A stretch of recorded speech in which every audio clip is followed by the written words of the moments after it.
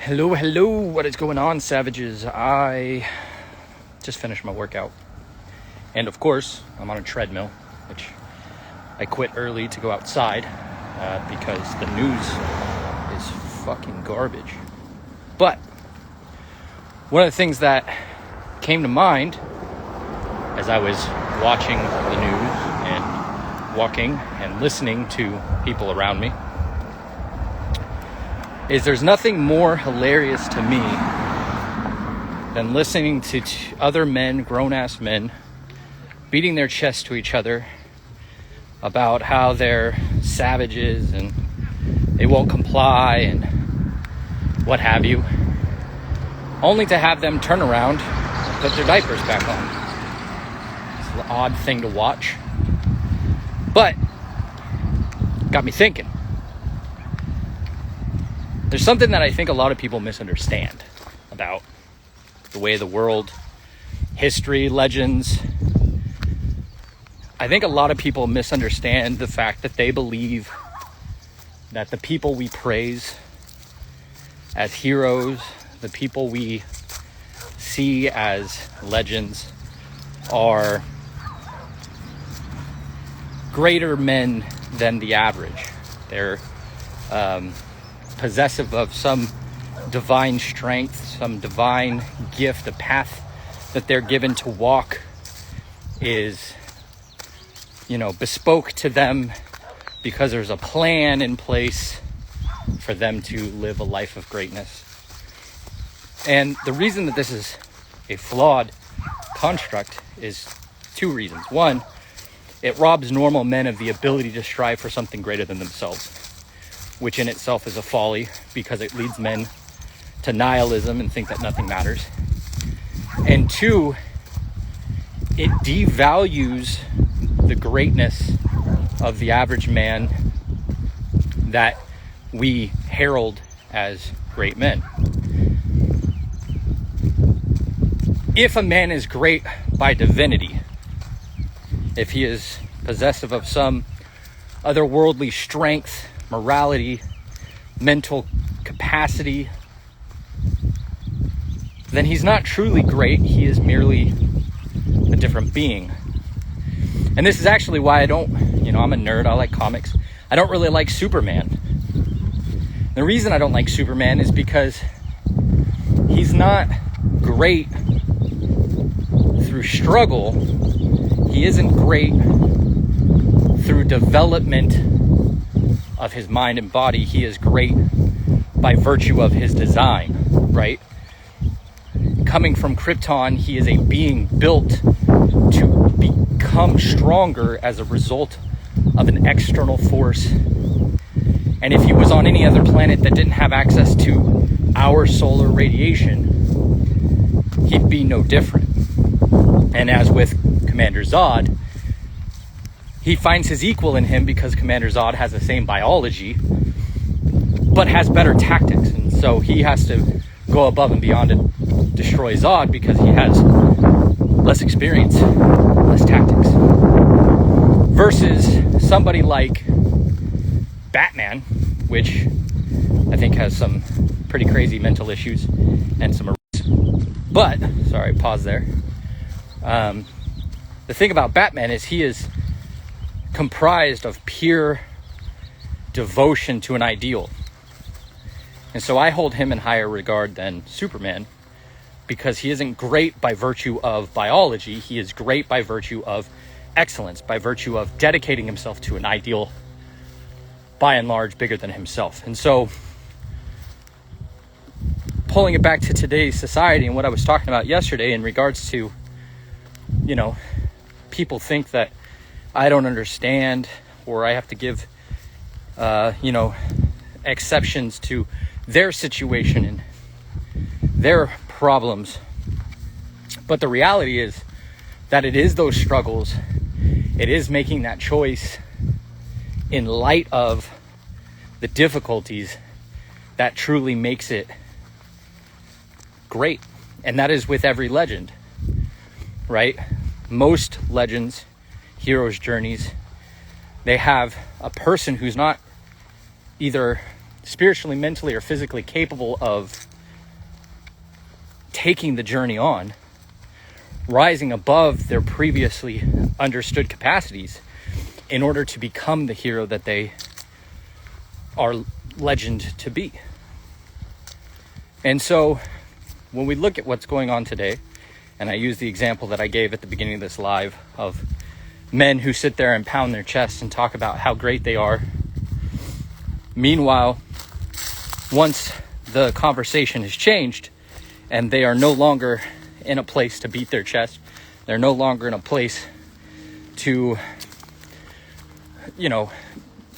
carry themselves through ego, they turn around and they fall back in line and they do the easy thing of putting on a mask or, doing what they know is morally wrong, which they just communicated to another individual, to each other, and said, this is wrong, this is a problem, I hate this, I'm not about this, blah, blah, blah, but then turn around and complied anyway. And Jordan Peterson talks about this too, in regards to the nice guy, or in regards to men being capable of great violence. A man who is incapable of violence is not a virtuous man. He's a weak man. And not being capable of something does not then make you better than other people. But a man that is capable of violence, a man that is dedicated his life to being a monster, but then sheaths it for the betterment of his people, is a virtuous man. And you see, I think a lot of people think that the people we hail as great, like the people in Canada right now fighting for freedoms in their country, are heralded as great because they are great people by nature. But the reality is that it is their actions devoid of greatness that actually makes them great. They are not special. They are not better than you or I. They are not capable of more than you or I.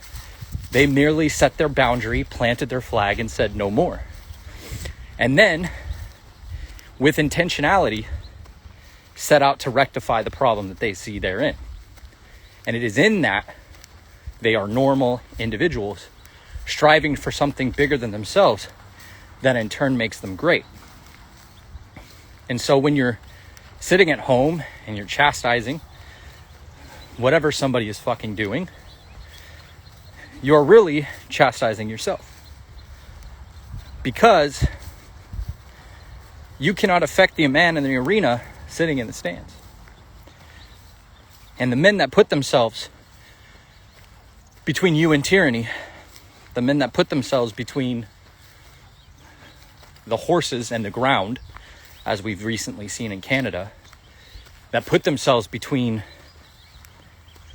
you and annihilation as a people, they are great because they are no different than you.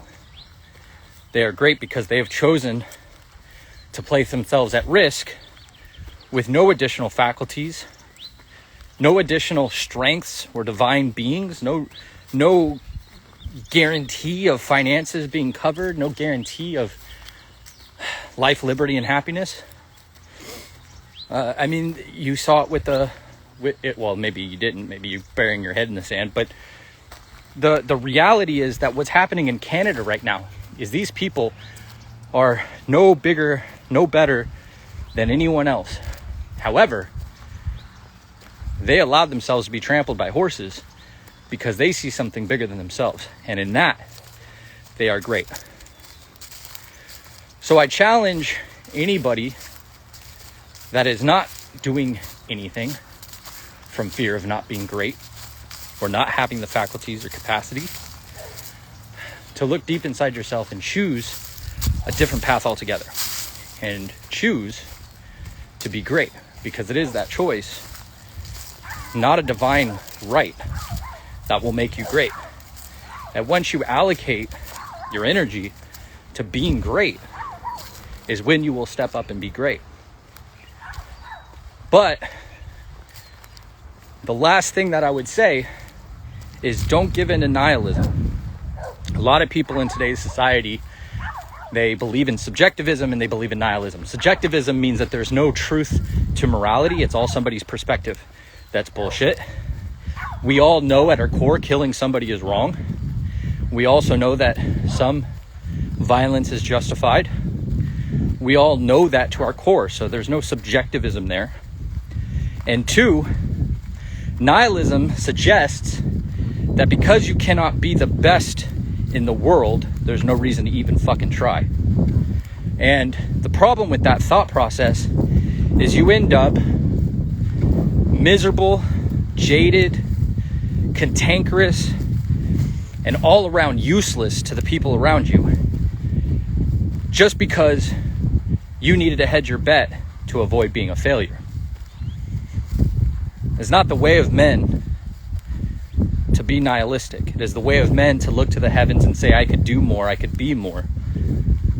And that's what I challenge you to do. Take a hard look at your life. Whatever's going on in it. Whatever you have going on in your life right now. I don't know your story. I don't need to know your story. You need to know your story.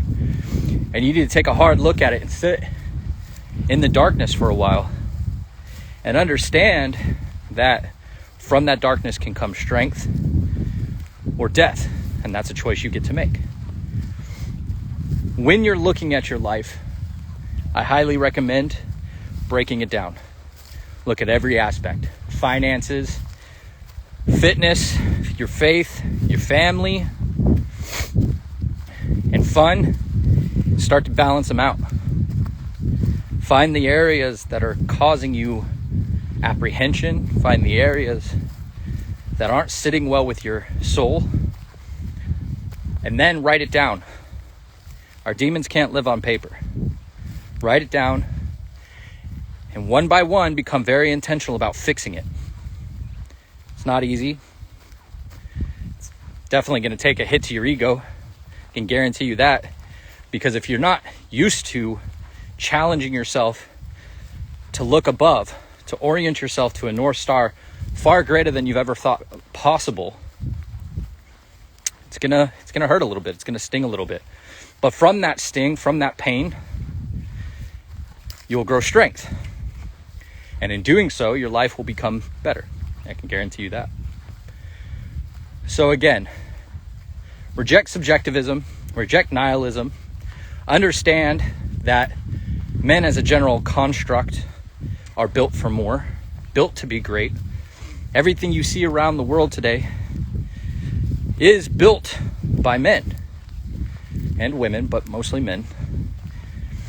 And in aligning yourself to something greater, you can stand on the shoulders of giants and truly live completely.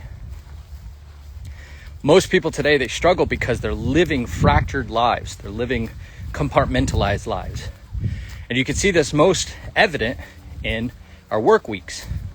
Got people miserable, working through a job they hate for money to go out and spend on the weekend. They're a completely different individual at work than they are on the weekend. They have a different personality with their coworkers, from their friends, from their spouses, from their children, from their families. And that fracture, it plays a toll on your mental health. When you live fractured, you know something's wrong. You may not be able to explain it, but you know something's wrong. By sitting down and identifying the areas that you want to improve on, you're going to be able to converge all those fractures. You're going to be able to plant your flag a lot better. You're going to be able to set your boundaries a lot more efficiently. You're going to be able to communicate a lot more effectively what you expect out of your life, out of yourself, and the people around you. And what that's going to do is going to elevate you above where you are now. Now, that elevation may be 1 step. That elevation may be 20 steps, depending on where you are. But you do that enough times and you live consistently enough for long enough, and you're going to find yourself in a far greater place than you are today. And that's a guarantee. There's no way you can not end up in a better place as a result, because you've already done all the work to get where you are now. And if you're unhappy, you know what that plays out as. Make micro adjustments, 1% degree changes to your trajectory, and in 6 months, a year, 2 years, 3 years, the person you are today will be in a completely different place at the new time, the new point. I lived a fractured life for almost 10 years. And what I mean by that was I was in a relationship that was draining me. I had to wear a mask at work. I had to wear a mask at home. I had to wear a mask with my family, with their family. I had to wear a mask with my friends versus other people. And every day I felt drained, and society gave me excuses for it. Oh, you're an introvert. Oh, you have depression. Oh, you have anxiety. Oh, you have this over here. No, I didn't. I was living out of alignment with who I was. And as a result, my intuition was telling me, dude, you're fucking up. And when I started to acknowledge that, started to live more completely and converge those fractures. And a lot of people say live unapologetically. I think that's bullshit. If you care about the people around you and you respect the people around you, you're going to have to apologize for mistakes, and you're going to have to find your way in the dark, as it were. But there's a little bit of truth to that. I stopped wondering or worrying about what people thought of me and just started living in a way that I liked about me. Lived in a way that made me feel better, so that when I looked at myself in the mirror, I didn't have any doubts or fears. Now, fast forward now, 5 years, I don't have any of those problems. And I talk with people about this all the time. Like, how do you develop confidence? Fucking be honest with yourself.